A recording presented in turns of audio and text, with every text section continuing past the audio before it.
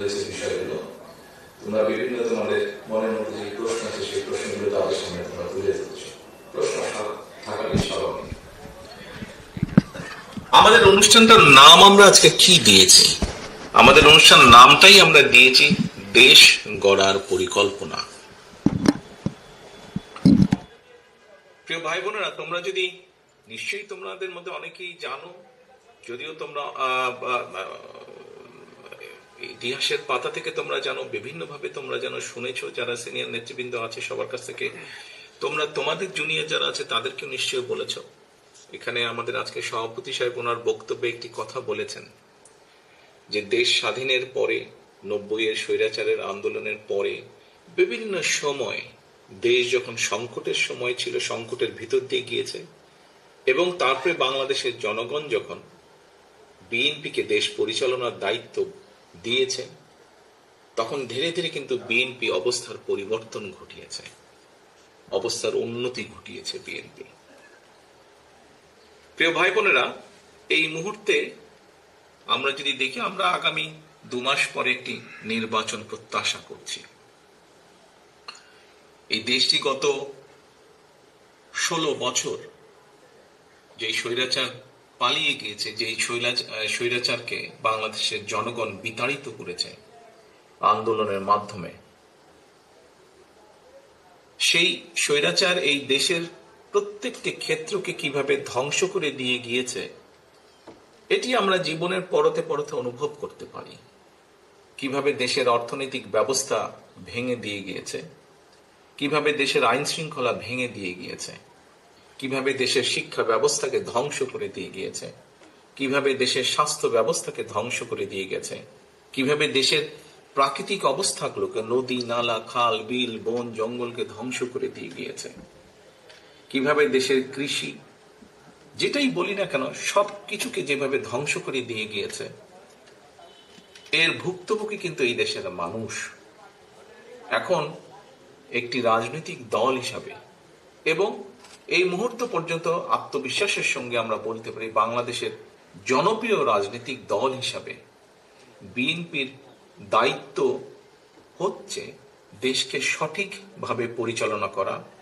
দেশের মানুষ যখন বিএনপিকে দেশের দায়িত্ব পরিচালনার দায়িত্ব দেবে, প্রিয় ভাই বোনেরা, যেদিন স্বৈরাচার পালিয়ে যায়, আমাকে মহাসচিব সাহেব তখন ফোন করলেন, ফোন করে বললেন যে জাতীয় সরকার গঠিত করলে ভালো হয় কিনা, অথবা আমরা জাতীয় সরকারে যাব কিনা। তখন বিভিন্ন রকম একটা হেফাজত কন্ডিশন। আমি তখন বলেছিলাম যে আমরা জনগণের রায় মাথা পেতে নেব, আমরা জনগণের কাছে যাব, আমরা জনগণ যে সিদ্ধান্ত দেবে তাই আমরা মাথা পেতে নেব। কাজেই আমি সেই মুহূর্তে মনে করেছিলাম যে জাতীয় সরকারে আমরা যাব না, আমাদের লক্ষ্য আমাদের উদ্দেশ্য সবকিছু নিয়ে আমরা জনগণের সামনে দাঁড়াবো। আমরা স্লোগানে বলি যে জনগণই আমাদের সকল ক্ষমতার, রাজনৈতিক ক্ষমতার উৎস। কাজে জনগণই যদি আমাদের রাজনৈতিক ক্ষমতার উৎস হয়ে থাকে, তাহলে কেন আমরা জনগণের সামনে গিয়ে দাঁড়াবো না? আমাদের লক্ষ্য বলবো দেশকে নিয়ে, জনগণকে নিয়ে, আমাদের উদ্দেশ্য বলবো দেশকে নিয়ে, জনগণকে নিয়ে, এবং জনগণ যে সিদ্ধান্ত দেবে আমরা মাথা পেতে সেই সিদ্ধান্ত নিব। প্রিয় ভাই বোনেরা, তোমাদের নিশ্চয়ই মনে আছে আজকে থেকে প্রায় 3 বছর আগে বাংলাদেশে তখনও স্বৈরাচার বিপুল দাপটে এই দেশকে, দেশের মানুষের বাক স্বাধীনতার গলা টিপে রেখেছে, দেশের মানুষের রাজনৈতিক অধিকারের গলা টিপে রেখেছে। কিন্তু সেই রক্তচক্ষুকে উপেক্ষা করে আমরা দেশের মানুষের সামনে সংস্কার প্রস্তাব দিয়েছিলাম, যেটি 31 দফা হিসেবে পরিচিত সকলের কাছে, তাই নয়? মনে আছে নিশ্চয়ই তোমাদের। এই 31 দফার মধ্যে তোমরা এই 31 দফা মানুষের কাছে নিয়ে গিয়েছ। আজকে আমরা 31 দফার ভেতর থেকে বিভিন্ন শ্রেণীর মানুষের কিভাবে আমরা ভাগ্যের পরিবর্তন ঘটাতে পারি, সংক্ষেপে তোমাদের সামনে আজকে 8টি সাবজেক্ট উপস্থাপন করা হয়েছে। এর মধ্যে আছে, এখানে এক বোন বলেছে, সে ক্ষুদ্র জনগোষ্ঠীর প্রতিনিধিত্ব হিসেবে বলেছে, তার প্রশ্নটি অন্যরকম ছিল। অন্য অনেকেই বলেছে, শিক্ষা নিয়ে বলেছে, অনেক কিছু নিয়ে বলেছে। দেখো, বাংলাদেশ যখন 1971 সালে স্বাধীন হয়, সেই স্বাধীনতা যুদ্ধে লক্ষ লক্ষ মানুষ যুদ্ধ করেছে, লক্ষ লক্ষ মানুষ প্রাণ দিয়েছে যুদ্ধে। অর্থাৎ দেশটি স্বাধীন করার জন্য কিন্তু লক্ষ লক্ষ মানুষকে এক কাতারে এসে দাঁড়াতে হয়েছে। আজকে আমরা দেশ গড়ার পরিকল্পনা, এই কাজটি যদি আমাদেরকে সফল করতে হয়, সারাদিন যে সকল বিষয় নিয়ে তোমরা আলোচনা করলে, এই কাজগুলোকে নিয়ে যদি আমাদের সফল করতে হয়, অর্থাৎ দেশকে যদি সামনে নিয়ে যেতে হয়, মানুষকে যদি তার অবস্থান পরিবর্তন করে ভালো অবস্থানে নিতে হয়, তাহলে আমাদের সকলকে কাঁধে কাঁধ মিলিয়ে কাজ করতে হবে। আমি গত 5ই আগস্টের পর থেকে আমি গত প্রায় 1 বছরের বেশি সময় ধরে বলে আসছি যে আমাদের সামনের সময়গুলো কিন্তু খুব ভালো নয়। সামনে অনেক কঠিন সময়ে অপেক্ষা করছে আমাদের জন্য। বিভিন্নভাবে বিভিন্ন রকম ষড়যন্ত্র বিভিন্ন জায়গায় হচ্ছে। এই ষড়যন্ত্র রুখে দিতে পারে এই দেশের জনগণ, এবং এই ষড়যন্ত্র জনগণকে নিয়ে সাথে রুখে দিতে পারে বিএনপি, বাংলাদেশ জাতীয়তাবাদী দল। এই ষড়যন্ত্র রুখে দেবার একমাত্র উপায় হচ্ছে গণতন্ত্র, গণতন্ত্র এবং গণতন্ত্র। আমরা যদি গণতন্ত্রকে প্রতিষ্ঠিত করতে পারি, যে কোনো মূল্যে জনগণের মতামতকে প্রতিষ্ঠিত করতে পারি, তাহলে অবশ্যই অনেক ষড়যন্ত্রকে আমরা রুখে দিতে পারবো। কিন্তু ষড়যন্ত্রকে রুখে দিতে পারলেও তারপরেও কিন্তু সামনে অনেক কঠিন সময়। একটু আগেই আমি বলেছি, এবং তোমরা নিজেরাও জানো, তোমরা আজকে ছাত্র দলের প্রতিনিধি হিসাবে এখানে প্রত্যেকে উপস্থিত আছো। ছাত্র হিসাবে তোমাদের নিজেদের ধারণা আছে, প্রত্যেকটি ক্ষেত্রে একটি অরাজকতা বিরাজ করছে। কাজে আমরা এখানে আজকে অর্থনীতি নিয়ে আলাপ করেছি। আমরা এখানে তরুণ যে সমাজ, কয়েকজন তোমরা প্রশ্ন করেছো, তরুণ যে সমাজ, তাদের সামনে সবচেয়ে বড় যে সমস্যাটি তাদের কর্মসংস্থানের বিষয়, এই কর্মসংস্থানের বিষয় নিয়ে আমরা আজকে এখানে আলাপ করেছি। আমরা দেশের মানুষের স্বাস্থ্য নিয়ে এখানে আলোচনা করেছি। আমরা এখানে দেশের যে অর্ধেক সমাজ নারী সমাজ, এই নারী সমাজকে কিভাবে ইম্পাওয়ার করা যায় এবং তাদের কন্ট্রিবিউশনকে সমাজের মধ্যে নিয়ে আসা যায়, এবং যেটা শুভ ফল দেশের অর্থনীতি, দেশের সমাজ ব্যবস্থা, পরিবার, স্বাস্থ্য সবকিছুর উপরে সে শুভ অবস্থাটা পড়বে, কিভাবে সেটা করা যায় তা নিয়ে আমরা আলোচনা করেছি। দেশের পরিবেশ নিয়ে আমরা আলোচনা করেছি। দেশের শিক্ষা ব্যবস্থা নিয়ে আমরা আলোচনা করেছি। কিভাবে শিক্ষা ব্যবস্থাকে আমরা গড়ে তুলতে পারি, কিভাবে শিক্ষকদেরকে আমরা গড়ে তুলতে পারি সুন্দরভাবে। কারণ শিক্ষকদেরকে যদি আমরা গড়ে তুলতে পারি, তাহলে ভবিষ্যৎ শিক্ষা ব্যবস্থাকেও সুন্দরভাবে গড়ে তুলতে পারবো। কিন্তু এই কাজগুলো করা কিন্তু কঠিন কাজ, নট ইম্পসিবল, কিন্তু অনেক কঠিন কাজ। এবং দেশ এবং জাতিকে যদি নেতৃত্ব দিতে হয়, তাহলে অবশ্যই একটি পরিকল্পনা আমাদের সামনে থাকতে হবে। প্রিয় ভাই বোনেরা, তোমরা আজকে যখন এই হলে এসে বসেছো, তোমাদের আলোচনা শুরু হয়েছে। তোমরা যে আলোচনা শুরু হওয়ার সময় তোমাদেরকে প্রত্যেকে একটা করে ফোল্ডার দেওয়া হয়েছে, এবং কিছুক্ষণ পরে, খুব সম্ভবত লাঞ্চের পরে, তোমাদের সকলকে আলাদা আবার হাতে হাতে একটা লিফলেট দেওয়া হয়েছে না তোমাদের? সেই লিফলেটের মধ্যে কি আছে? সেই লিফলেটের মধ্যে কি আছে আমি বলছি। আলাদা একটি লিফলেট তোমাদেরকে দেওয়া হয়েছে। এখানে সোহেল, আজকে যে অনুষ্ঠান পরিচালনা করছে আমাদের জয়েন্ট সেক্রেটারি সোহেল, তার বক্তব্যে সোহেল কিন্তু একটি গুরুত্বপূর্ণ কথা বলেছে। আমি ব্যক্তিগতভাবে বিশ্বাস করি একটি বিষয়, আমরা যতগুলো পরিকল্পনা নিয়েছি, এই পরিকল্পনাগুলোকে সফল করতে হলে যেরকম আমাদের যোগ্য ব্যক্তিদেরকে বিভিন্ন জায়গায় দায়িত্ব দিতে হবে, কিন্তু তার থেকেও 2টি বড় ইম্পর্টেন্ট বিষয় আছে, যেই 2টি বিষয়কে যে কোনো মূল্যে আমাদেরকে অ্যাড্রেস করতে হবে।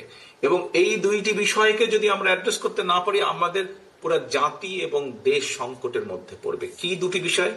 1, দুর্নীতি, যে কোনো মূল্যে দুর্নীতির লাগাম টেনে ধরতে হবে। 2, আইন শৃঙ্খলা পরিস্থিতি, যে কোনো মূল্যে আইন শৃঙ্খলা পরিস্থিতির লাগাম টেনে ধরতে হবে। যদি আমরা দুর্নীতি এবং আইন শৃঙ্খলার লাগাম টেনে ধরতে না পারি, তাহলে আমরা যে পরিকল্পনাগুলি গ্রহণ করেছি মানুষের স্বাস্থ্য নিয়ে, দেশের ভবিষ্যৎ সন্তানদের শিক্ষা ব্যবস্থা নিয়ে, নারী সমাজকে এম্পাওয়ার্ড করার জন্য, দেশের কৃষি ব্যবস্থা, প্রত্যেকটি পরিকল্পনা আমাদের বাধাগ্রস্ত হবে, স্লো হয়ে যাবে আমাদের। সেজন্যই আমাদের সরকার গঠনের সুযোগ পাওয়ার সাথে সাথে সর্বপ্রথমে আমাদেরকে নজর দিতে হবে, সর্বপ্রথমে আমাদেরকে ব্যবস্থা করতে হবে দুর্নীতির লাগাম কিভাবে আমরা টেনে ধরব।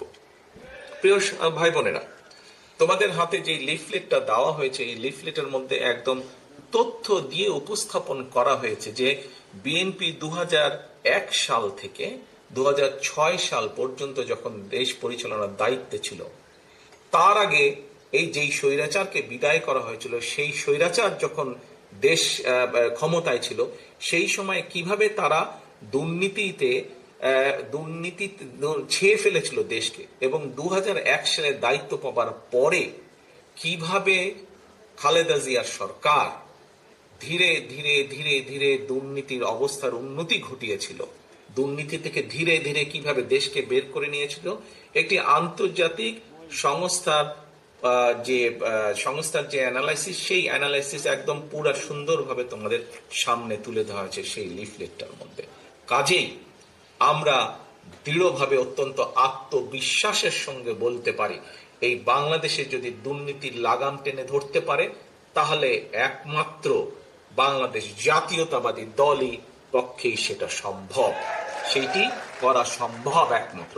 কারণ আমরা অতীতে করেছি, আমরা ইনশাল্লাহ ভবিষ্যতে দেশের মানুষ দিলে ভবিষ্যতে ইনশাল্লাহ আমরা সেই কাজটি করিয়ে দেখতে পারব। প্রিয় সহকর্মীবৃন্দ,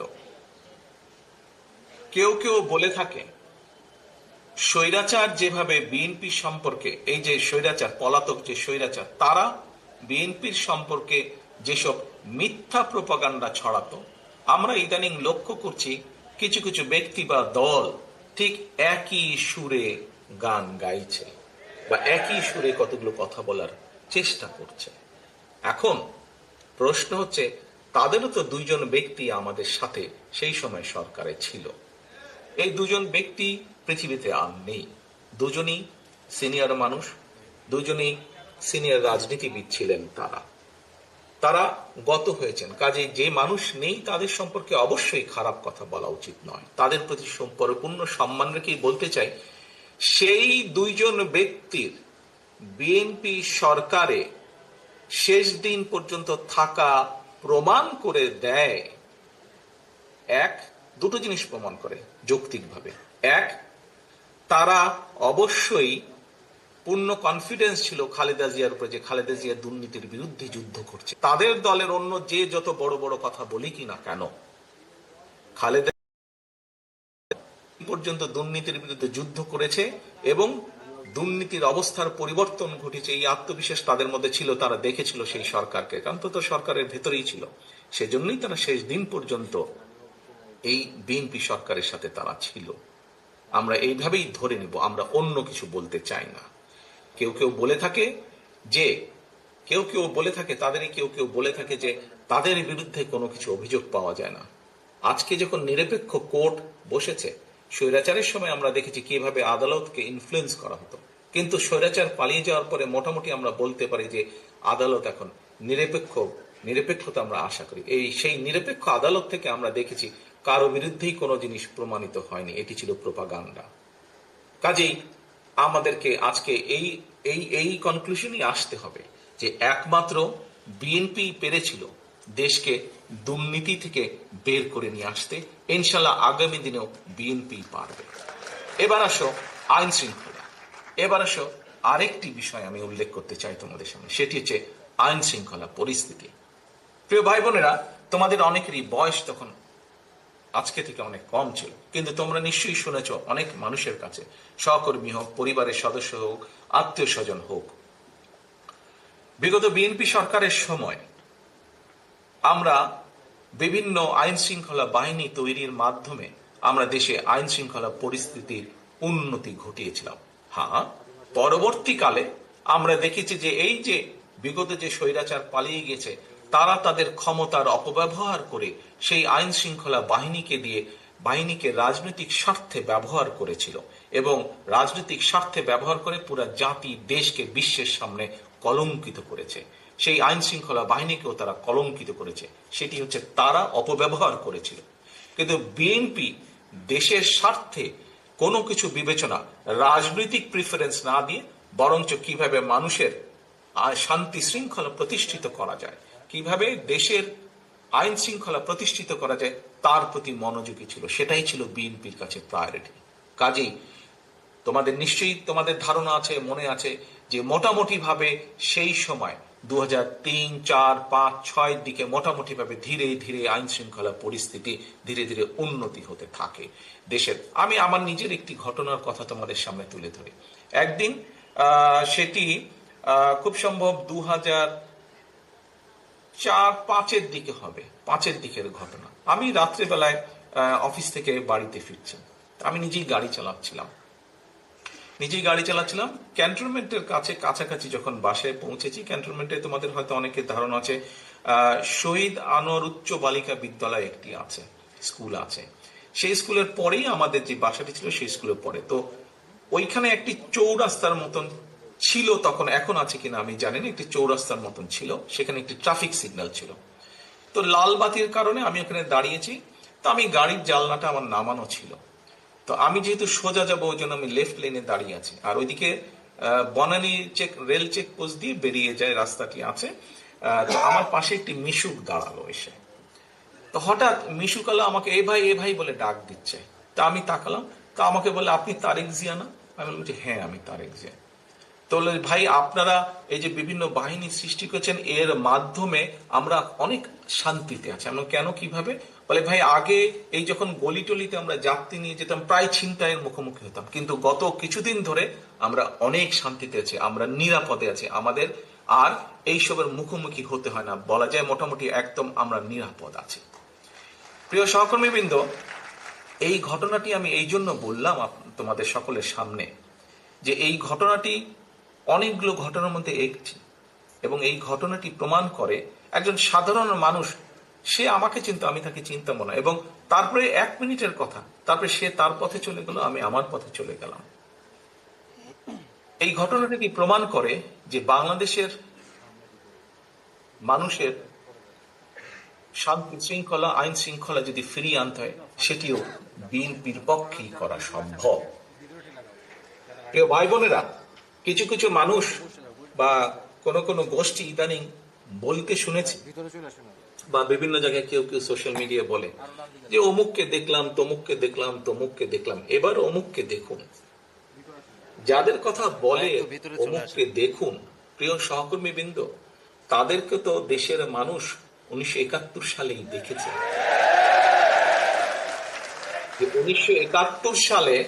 1971 সালে তারা তাদের নিজেদের স্বার্থ রক্ষার্থে কিভাবে লক্ষ লক্ষ মানুষকে হত্যা করেছে, ঠিক যেভাবে পতিত স্বৈরাচার পালিয়ে যাওয়ার আগে হাজারো হাজারো মানুষকে হত্যা করেছিল ক্ষমতা ধরে রাখার জন্য।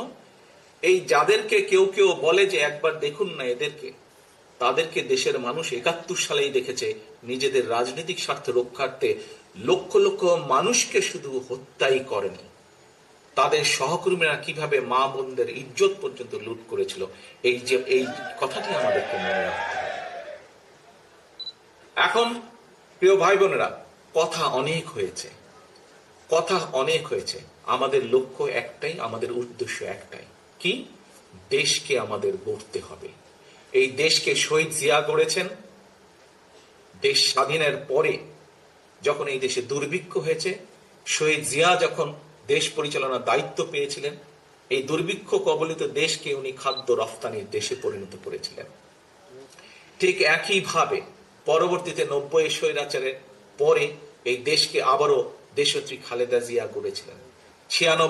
2001-এর পরে আবারও ধ্বংসপ্রাপ্ত দেশকে, একটু আগেই বললাম তোমাদের সামনে একদম তথ্য প্রমাণ আছে, দুর্নীতি নিমজ্জিত একটি দেশকে কিভাবে খালেদা জিয়া আবার উপরে উঠে নিয়ে এসেছিলেন। প্রিয় সহকর্মীবৃন্দ, অনেক আলাপ হয়েছে, অনেক তর্ক বিতর্ক হয়েছে। গত 1 বছর ধরে আমরা দেখেছি পত্রিকার পাতা খুললেই, টিভি চালালেই, ইউটিউবে গেলেই আমরা দেখেছি বিভিন্ন সংস্কার নিয়ে আলোচনা হয়েছে। কিন্তু একটি সংস্কার মধ্যে তোমরা আজকে যেই কয়টি বিষয় নিয়ে আলোচনা করেছো, তোমাদের কর্মসংস্থান, তরুণ সমাজের কর্মসংস্থান নিয়ে আলাপ করেছো, মহিলাদের এম্পাওয়ারমেন্ট নিয়ে আমরা আলোচনা করেছি, কৃষকের কৃষি কার্ড নিয়ে আমরা আলোচনা করেছি। আমরা মানুষের স্বাস্থ্য সেবার জন্য প্রান্তিক মানুষের দোরগোড়ায় স্বাস্থ্য সেবা পৌঁছে দেওয়ার জন্য আমরা স্বাস্থ্য কর্মীর বিষয় নিয়ে আলোচনা করেছি।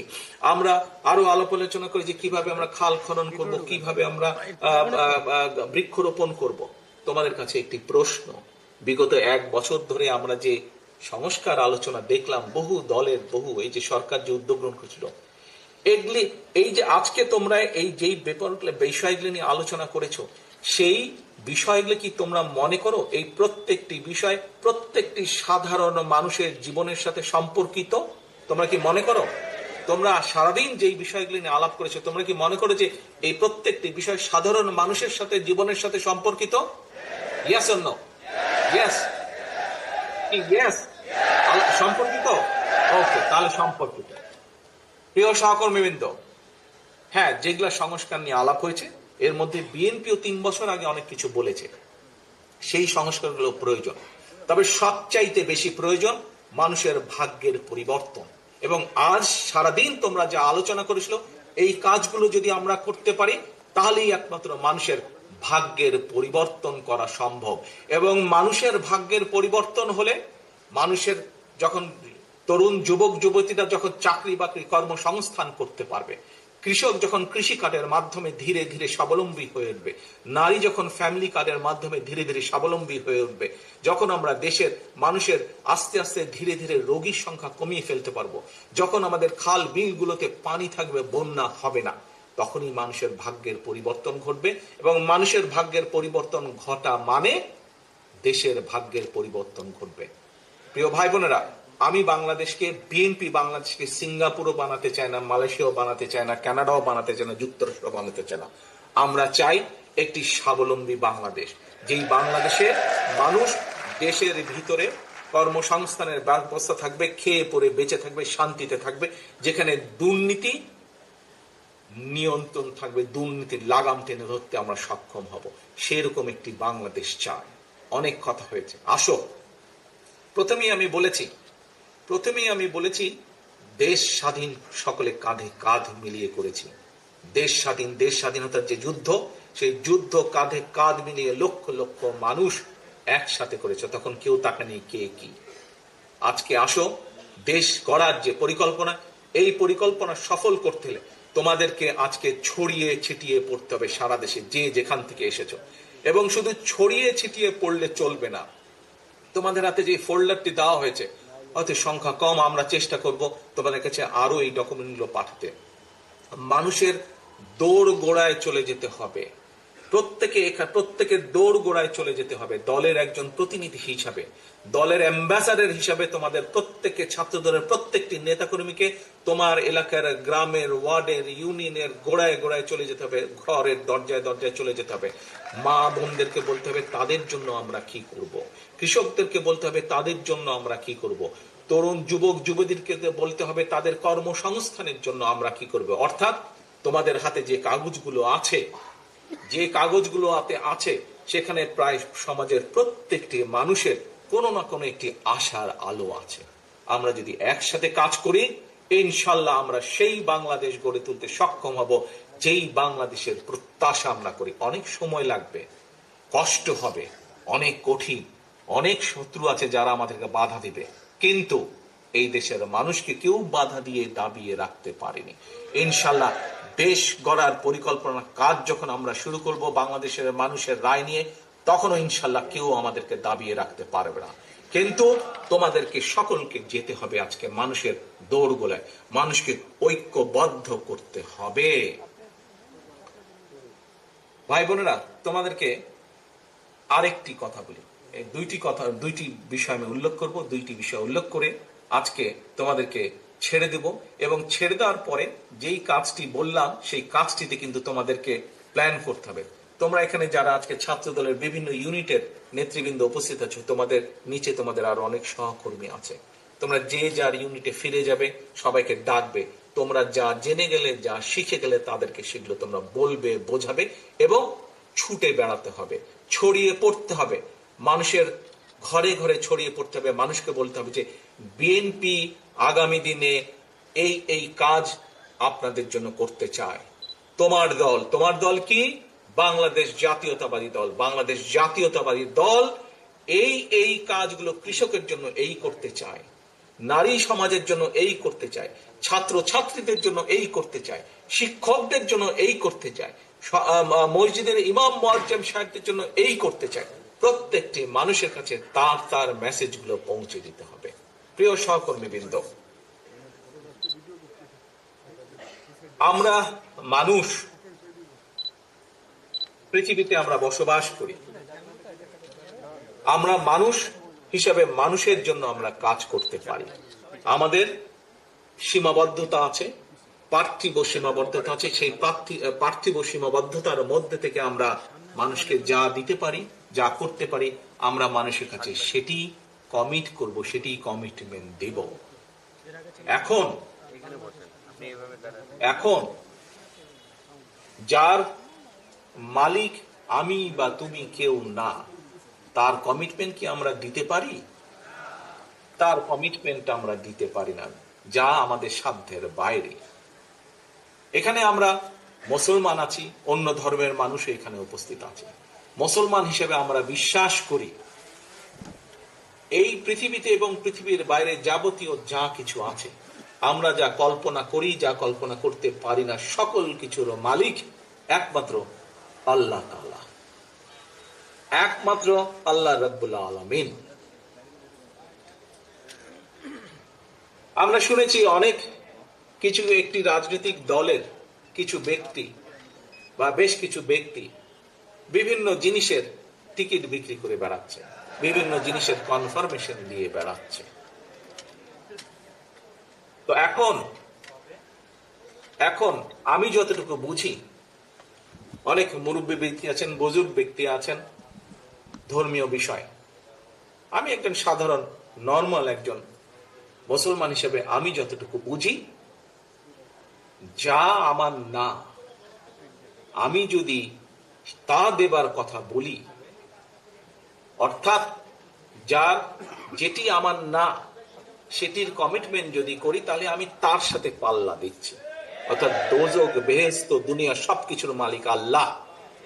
যেটার মালিক আল্লাহ, যেটার কথা একমাত্র আল্লাহ তাআলাই বলতে পারে, সেখানে যদি আমি কিছু বলতে চাই, আমার নর্মাল দৃষ্টিকোণ থেকে আমি বুঝি যে সেটি হচ্ছে শিরিক, সেটি হচ্ছে শিরিকের পর্যায়ে পড়ে। কাজে তোমাদেরকে ঘরে ঘরে যেতে হবে এবং বলতে হবে যারা এইসব কথা বলে তারা শিরিক করছে। আপনি যদি তাদের কথা শুনেন, আপনিও শিরিকের পর্যায়ে পড়ে যাবেন। যার অধিকার একমাত্র আল্লাহ তাআলার, সেটি একমাত্র আল্লাহর অধিকার। কে কোথায় যাবে, কার ইহকালে কি হবে, পরকালে কি হবে, তার অধিকার একমাত্র, ডিসাইড করার অধিকার একমাত্র আল্লাহ। আমরা পৃথিবীতে মানুষ হিসাবে আমরা মানুষের দেখভাল যতটুকু সম্ভব আমাদের দৃষ্টি থেকে আমরা করতে পারবো, আমাদের শক্তি সামর্থ্য অনুযায়ী করতে পারবো। আমরা এই কালেরটা করতে পারবো, এই কালেরটা কম বেশি আমরা মানুষ হিসেবে যা আমাদেরকে ক্ষমতা আল্লাহ দিয়েছে তার ভিতরে করতে পারবো। যা ক্ষমতার বাইরে তা আমরা করতে পারবো না। কাজে যারা এসব কথা বলে তারা ইনেবে শিরিক করছে। একজন মুসলমান হিসেবে আমি সেটাই বুঝি। এই কথাগুলো তোমাদেরকে পৌঁছে দিতে হবে। তবে সবচেয়ে বড় কথা হচ্ছে, যা তোমরা আজকে শিখে গিয়েছো, যা তোমরা আজকে জেনে গিয়েছো, যা তোমরা আজকে বুঝে গিয়েছো, এগুলো মানুষের দোরগোড়ায় পৌঁছে দিতে হবে। তোমাদেরকে বিএনপির অ্যাম্বাসাডার হিসেবে যেতে হবে, আজকে মানুষের রাষ্ট্রদূত হিসাবে, দূত হিসাবে যেতে হবে। এখন আমার প্রশ্ন তোমাদের কাছে, তোমরা কি এই কঠিন কাজটি করতে পারবে?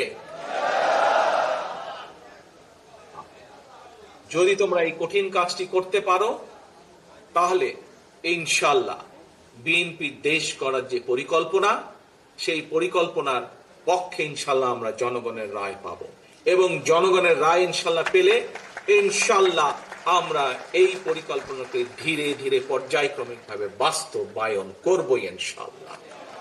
প্রিয় সহকর্মীবৃন্দ, আশা করি, প্রত্যাশা করি এবং ইনশাআল্লাহ তোমরা তোমাদের কাজে সফল হও। তোমাদের সেই সফলতা কামনা করে আমার বক্তব্য শেষ করছি। আল্লাহ হাফেজ।